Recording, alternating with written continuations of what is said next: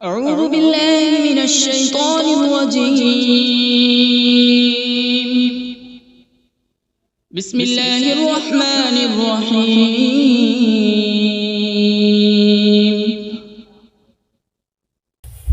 اللہ کے نام سے شروع جو نہایت مہربان رحمت والا ہے۔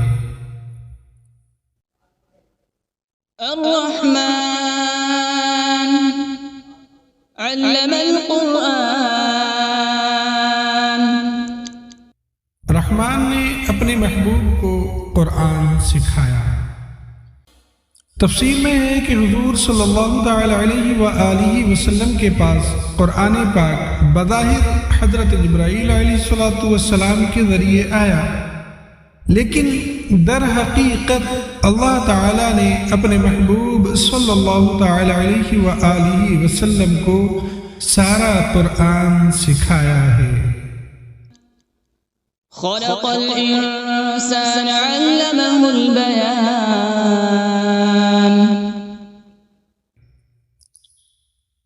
انسان کو پیدا کیا اور پھر اسے بیان سکھایا۔ یہاں انسان سے مراد حضور صلی اللہ تعالی علیہ وآلہ وسلم ہے، اور اگلی آیت میں بیان سے ما کان وما یکون، یعنی جو کچھ ہو چکا اور جو کچھ آئندہ ہوگا اس کا بیان مراد ہے۔ یعنی جو کچھ ہو چکا اور جو کچھ آئندہ ہونے والا ہے، اللہ پاک نے اپنے محبوب صلی اللہ تعالی علیہ وآلہ وسلم کو سارا بیان سکھایا۔ آگے فرماتے ہیں یا پھر انسان سے مراد حضرت آدم علیہ نبینا علیہ السلام ہے، اور بیان سے مراد تمام چیزوں کے نام اور تمام زبانوں یعنی لینگویجز کا بیان ہے۔ یا پھر یہاں انسان سے مراد جن سے انسان ہے، اور بیان سے مراد جو آپس میں بات کرنے گفتگو کرنے کی صلاحیت ہے وہ ہے کہ اس کی بات کرنے کی وجہ سے انسان دیگر حیوانوں سے ممتاز ہوا۔ الشمس والقمر بحسبان. سورج اور چاند حساب سے ہیں، یعنی سورج اور چاند یہ اپنے حساب میں چلتے ہیں، جو اللہ پاک نے ان کا نظام بنا دیا، اسی نظام سے یہ چل رہے ہیں۔ والنجم والشجر يسجدان.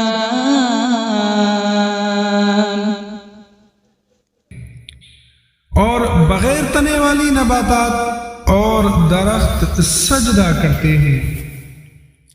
تفسیر میں ہے کہ نباتات اور درخت کے سجدہ کرنے سے مراد ان کے سایوں کا سجدہ کرنا ہے، یا اس سے مراد یہ ہے کہ وہ اللہ تعالی کے حکم کے فرما بردار ہیں۔ والسماء رفعها ووضع الميزان. ألا تطغوا في الميزان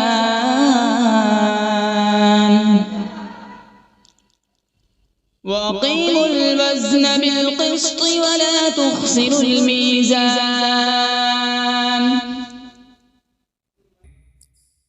اور آسمان کو اللہ پاک نے بلند کیا اور ترازو رکھی تاکہ تولنے میں نا انصافی نہ کرو، اور انصاف کے ساتھ تول قائم کرو اور وزن نہ گھٹاؤ۔ اس کی تفسیر میں آتا ہے کہ ناپ تول کے معاملات میں عدل اور انصاف اور برابری کی تعلیم اسلام کی شاندار تعلیمات میں سے ہے۔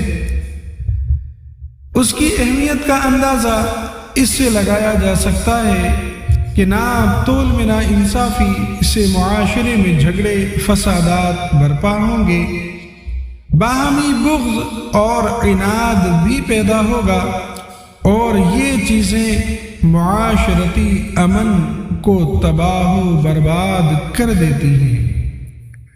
اور فرمایا کہ اللہ پاک نے ترازو رکھی تاکہ میزان عمل اس کو دیکھ کر یاد آتا رہے۔ وَالْأَرْضَ وَضَعَهَا لِلْأَنَامِ فِيهَا فَاكِهَةٌ وَالنَّخْلُ ذَاتُ الْأَكْمَامِ،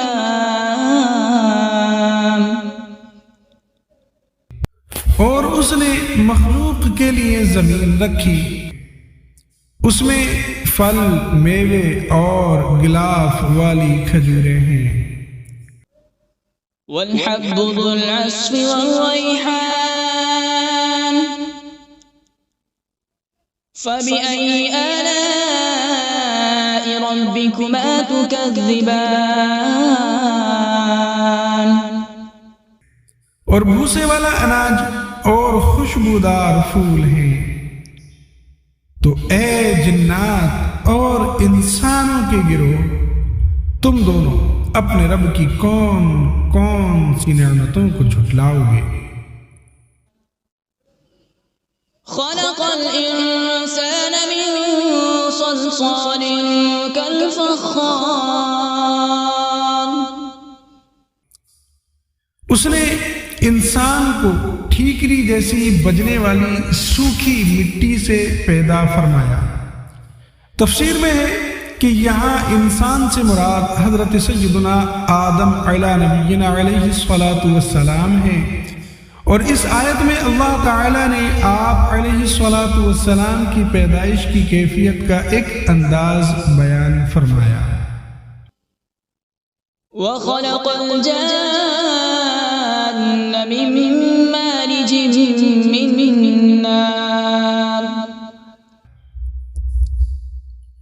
اور اس نے جن کو بغیر دھوئیں والی آگ کے خالص شعلے سے پیدا کیا، یعنی ایسے آگ کے شعلے سے پیدا کیا جس میں دھواں نہیں۔ فَبِأَيِّ آلَاءِ رَبِّكُمَا تُكَذِّبَانِ، تو اے جنات و انسان، تم دونوں اپنے رب کی کون کون سی نعمتوں کو جھٹلاؤ گے؟ رب المشرقین ورب المغربین، وہ دونوں مشرقوں کا رب ہے اور دونوں مغربوں کا رب ہے۔ تفسیر میں آتا ہے کہ دونوں مشرق اور دونوں مغرب، یعنی دونوں پورب اور دونوں پچھم، اس سے مراد یہ ہے کہ گرمیوں میں الگ سمت سے سورج نکلتا اور الگ سمت میں سورج چھپتا ہے، اسی طرح سردیوں میں کچھ سمت الگ ہو جاتی ہے چھپنے کی اور اس کے نکلنے کی۔ تو سورج کے طلوع ہونے اور غروب ہونے کے دونوں مقام مراد ہیں۔ فَبِأَيِّ آلَاءِ رَبِّكُمَا تُكَذِّبَانِ، تو تم دونوں اپنے رب کی کون کون سی نعمتوں کو جھٹلاؤ گے؟ مرج البحرین یلتقیان، اس نے دو سمندر بہائے کہ دونوں ملے ہوئے لگتے ہیں۔ تفسیر میں ہے کہ ان سے مراد میٹھے اور کھاری دو سمندر ہیں جنہیں ایسے بہایا گیا ہے کہ دیکھنے میں ان کی سطح آپس میں ملی ہوئی لگتی ہے، یعنی بالکل ایک جیسی لگتی ہے، کیونکہ ان کے درمیان ان کے بیچ میں فاصلہ کرنے کے لیے کوئی بھی ظاہری طور پر چیز نظر نہیں آتی۔ بینہما برزخ لا یبغیان، ان کے درمیان ایک آڑ ہے کہ وہ ایک دوسرے کی طرف بڑھ نہیں سکتے۔ تفسیر میں ہے کہ اللہ تعالیٰ کی قدرت سے ان کے درمیان ایک آڑ ہے جس کی وجہ سے وہ ایک دوسرے کی طرف بڑھ نہیں سکتے، بلکہ ہر ایک اپنی حد پر رہتا ہے اور دونوں میں سے کسی کا بھی ذائقہ مزہ تبدیل نہیں ہوتا۔ فبأي آلاء ربكما تكذبان تو تم دونوں اپنے رب کی کون کون سی نعمتوں کو جھٹلاؤ گے؟ يخرج منهما اللؤلؤ والمرجان فبأي آلاء ربكما تكذبان ان سمندروں سے موتی اور مرجان نکلتا ہے، تو اے جنات و انسان تم دونوں اپنے رب کی کون کون سی نعمتوں کو جھٹلاؤ گے؟ وَلَهُ الْجَوَارِ الْمُنشَآتُ فِي الْبَحْرِ كَالْأَعْلَامِ اور دریا میں پہاڑوں جیسی اٹھتی ہوئی کشتیاں یہ اسی کی ہیں۔ تفسیر میں ہے کہ اس سے مراد یہ ہے کہ جن چیزوں سے وہ کشتیاں بنائی گئی وہ بھی اللہ تبارک و تعالی نے پیدا کی، اور ان چیزوں کو آپس میں جوڑنے، کشتی بنانے اور کاریگری کرنے کی عقل بھی اللہ تبارک و تعالی نے ہی پیدا کی، اور دریاؤں میں ان کشتیوں کا چلنا اور تیرنا یہ سب اللہ پاک کی قدرت سے ہے۔ فَبِأَيِّ آلَاءِ رَبِّكُمَا تُكَذِّبَانِ تو تم دونوں اپنے رب کی کون کون سی نعمتوں کو جھٹلاؤ گے؟ كل من عليها فان ويبقى وجه ربك ذو الجلال والإكرام فبأي آلاء ربكما تكذبان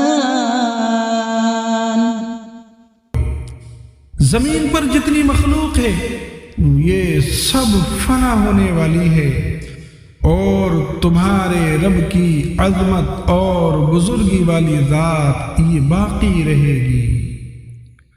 تو اے جنات اور انسان تم دونوں اپنے رب کی کون کون سی نعمتوں کو جھٹلاؤ گے؟ يسأله من في السماوات والأرض كل يوم هو في شأن فبأي آلاء ربكما تكذبان آسمانوں اور زمین میں جتنے ہیں سب اسی کے سوالی ہیں، اور وہ ہر دن کسی کام میں ہے۔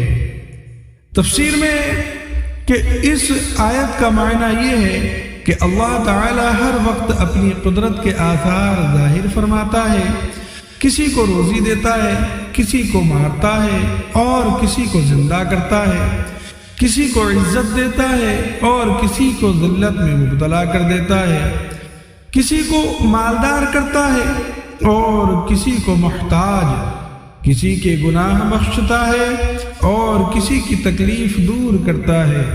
یاد رہے کہ اللہ تعالیٰ کے لیے مصروف اور مشغول کا لفظ استعمال کرنا یہ جائز نہیں، یہ لفظ استعمال ہی نہیں کر سکتے کیونکہ اللہ تعالیٰ ان اوصاف سے پاک ہے۔ تو اے جنات اور انسان کے گروہ تم دونوں اپنے رب کی کون کون سی نعمتوں کو جھٹلاؤ گے؟ سنفرغ لكم أيها الثقلان اے جنوں اور انسانوں کے گروہ ابھی ہم تمہارے حساب کا قصد فرمائیں گے۔ تفسیر میں ہے کہ آیت میں سنفرغ سے اس کا حقیقی معنی فراغت مراد نہیں بلکہ اس کا مجازی معنی قصد کرنا مراد ہے۔ اللہ تعالیٰ کے لیے فارغ کا لفظ استعمال نہیں کر سکتے کیونکہ اللہ تعالیٰ فراغت کے مفہوم سے پاک ہے، نیز اس آیت میں تمام انسانوں کے لیے نصیحت ہے کہ وہ دنیا میں وہ جیسے چاہے زندگی گزارے، لیکن مرنے کے بعد انہیں ہر حال میں اللہ تبارک و تعالیٰ کی بارگاہ میں پیش ہونا ہے، اور اللہ تبارک و تعالیٰ کی بارگاہ میں اپنے اعمال کا حساب دینا ہوگا، اور پھر جس طرح کے اعمال کیے ہوں گے اسی طرح کی جزا ملے گی۔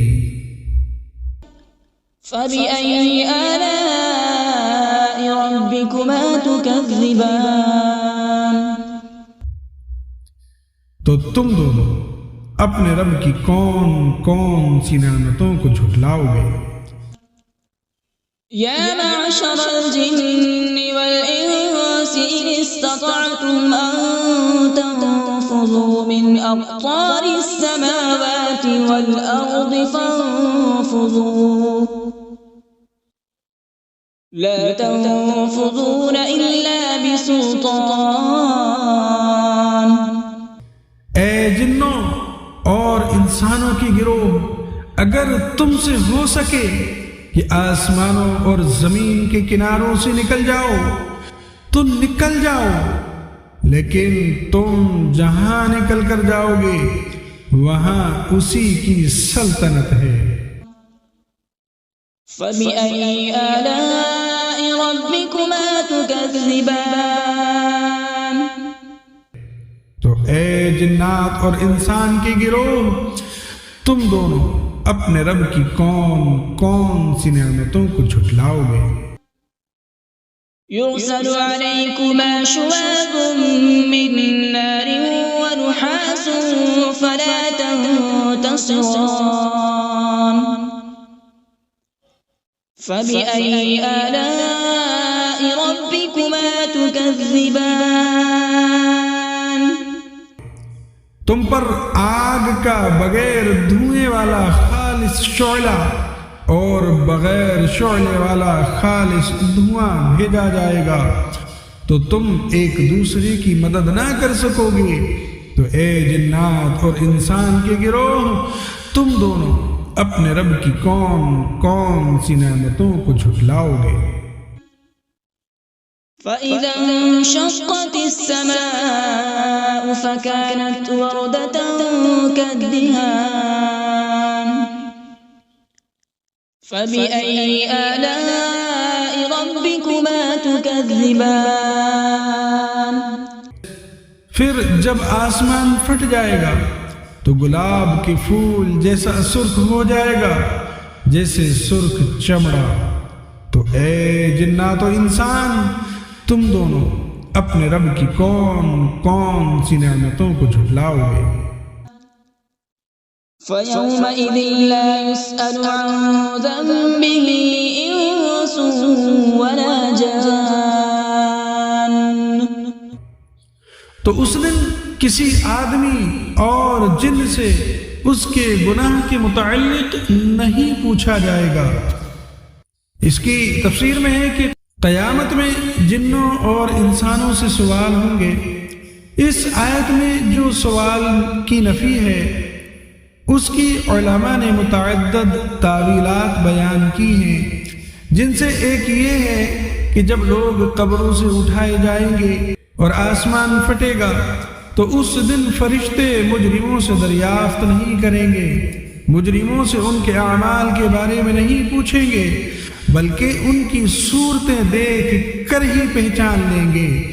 ان سے سوال دوسرے وقت میں ہوگا جب کہ لوگ حساب کے مقام پر جمع ہو جائیں گے۔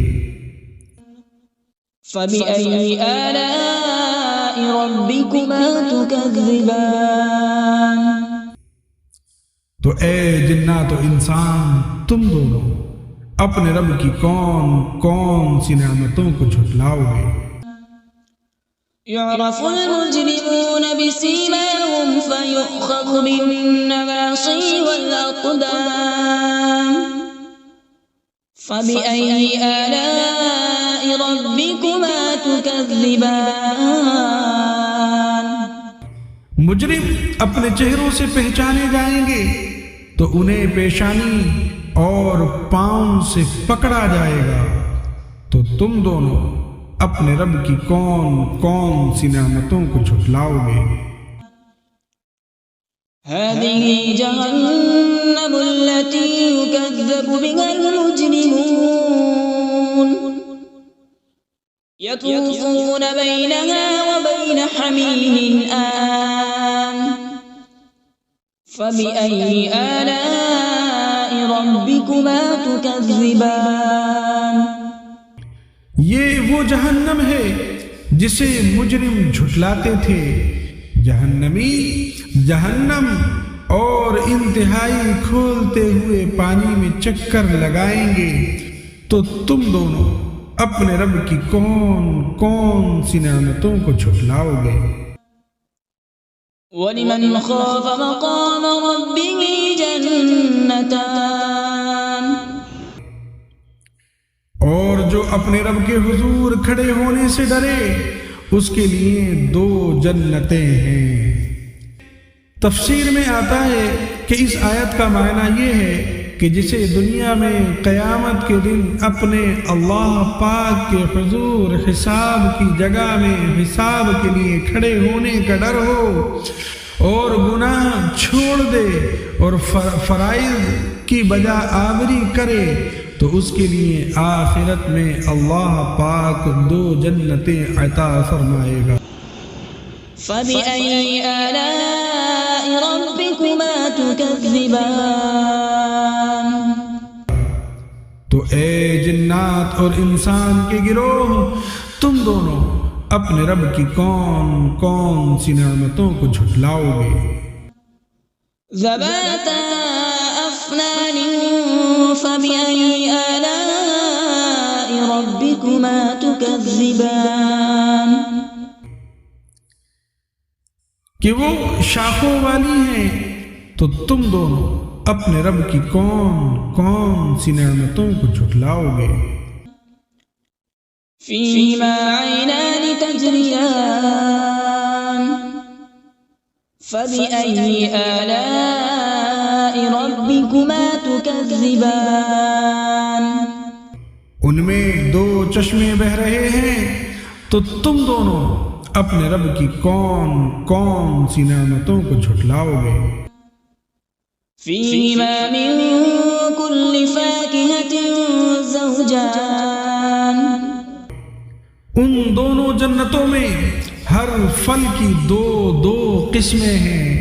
تفسیر میں ہے کہ 2 قسموں سے مراد یہ ہے کہ بعض وہ پھل ہیں جو دنیا میں دیکھے گئے اور بعض وہ عجیب و غریب پھل ہیں جو اس سے پہلے نہ کبھی کسی نے دیکھے، یا اس سے مراد یہ ہے کہ بعض پھل خشک ہیں اور بعض پھل تر ہیں، یا پھر فرمایا کہ اس سے مراد یہ ہے کہ بعض پھل خالص میٹھے اور بعض ترشی کی طرف مائل ہیں۔ فَبِأَيِّ آلَاءِ رَبِّكُمَا تُكَذِّبَانِ۔ تو تم دونوں اپنے رب کی کون کون سی نعمتوں کو جھٹلاؤ گے؟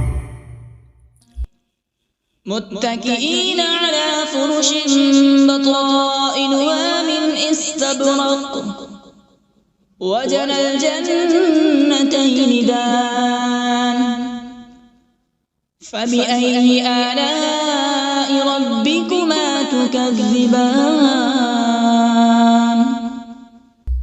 جنتی ایسے بچھونوں پر تکیہ لگائے ہوئے ہوں گے جن کے اندرونی حصے موٹے ریشم کے ہیں، اور دونوں جنتوں کے پھل جھکے ہوئے ہوں گے۔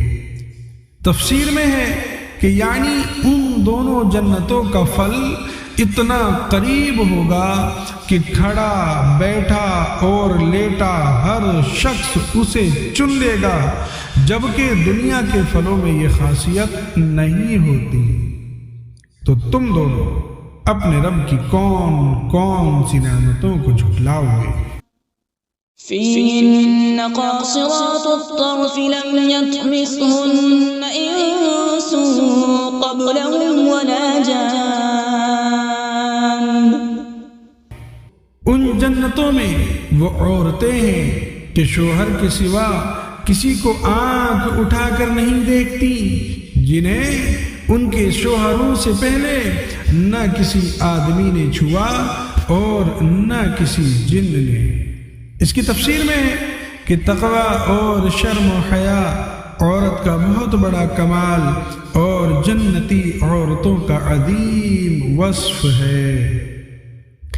آگے فرمایا ان بیویوں سے مراد حور عین ہیں، کیونکہ وہ جنت میں پیدا کی گئی ہیں، اس لیے انہیں کسی نے نہیں چھوا ہوگا اور ان کے شوہر ہی انہیں چھوئیں گے. یہ بھی قول ہے کہ ان سے مراد دنیا کی عورتیں ہیں، انہیں دوبارہ کنواریاں پیدا کیا جائے گا اور پیدائش کے بعد انہیں کسی نے نہ چھوا ہوگا. فبأي آلاء ربكما تكذبان. تو اے جنات و انسان، تم دونوں اپنے رب کی کون کون سی نعمتوں کو جھٹلاؤ گے. كأنهن الياقوت والمرجان. فبأي آلاء ربكما تكذبان. گویا وہ لعل اور مرجان موتی ہیں. تو اے جنات و انسانوں کے گروہ، تم دونوں اپنے رب کی کون کون سی نعمتوں کو جھٹلاؤ گے. هل جزاء الإحسان إلا الإحسان. فبأي آلاء ربكما تكذبان. نیکی کا بدلہ نیکی ہے. تو اے جنات و انسان، تم دونوں اپنے رب کی کون کون سی نعمتوں کو جھٹلاؤ گے. ومن دونهما جنتان. اور ان کے علاوہ دو جنتیں اور ہیں. تفسیر میں ہے یعنی جن دو جنتوں کا ذکر اوپر گزرا ان کے علاوہ دو جنتیں اور بھی ہیں، مگر یہ دونوں ان پہلی جنتوں سے مرتبے اور مقام اور فضیلت میں کم ہیں. فبأي آلاء ربكما تكذبان. تو اے جنات و انسان، تم دونوں اپنے رب کی کون کون سی نعمتوں کو جھٹلاؤ گے. مدهامتان. وہ دونوں جنتیں نہایت سبز درختوں کی وجہ سے سیاہی کی جھلک دے رہی ہیں. یہ تفسیر میں ہے کہ سبز رنگ انتہائی خوشنما رنگ اور آنکھوں کے لیے بہت مفید ہے. حدیث پاک میں ہے کہ سبز رنگ کی طرف دیکھنے سے بصارت میں اضافہ ہوتا ہے. فبأي آلاء ربكما تكذبان. تو تم دونوں اپنے رب کی کون کون سی نعمتوں کو جھٹلاؤ گے. فيهما عينان نضاختان. فبأي آلاء ربكما تكذبان. ان میں دو چھلکتے ہوئے چشمے ہیں. تو تم دونوں اپنے رب کی کون کون سی نعمتوں کو جھٹلاؤ گے. فيهما فاكهة ونخل ورمان. فبأي آلاء ربكما تكذبان. ان جنتوں میں میوے اور کھجوریں اور انار ہیں. تو اے جنات و انسان کے گروہ، تم دونوں اپنے رب کی کون کون سی نعمتوں کو جھٹلاؤ گے. فيهن خيرات حسان. ان میں اچھے اخلاق والی حسین شکل والی عورتیں ہیں.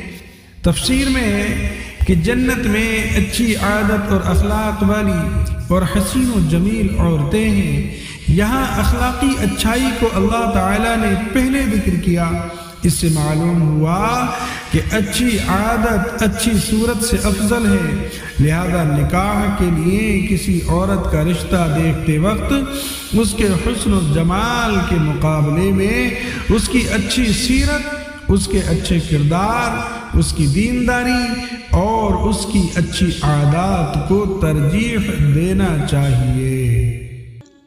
فَبِأَيِّ آلَاءِ رَبِّكُمَا تُكَذِّبَانِ، تو تم دونوں اپنے رب کی کون کون سی نعمتوں کو جھٹلاؤ گے؟ حور مقصورات فی الخیام، فَبِأَيِّ آلَاءِ رَبِّكُمَا تُكَذِّبَانِ، خیموں میں پردہ نشین حوریں ہیں، تو تم دونوں اپنے رب کی کون کون سی نعمتوں کو جھٹلاؤ گے؟ لم يطمثهن انس قبلهم ولا جان،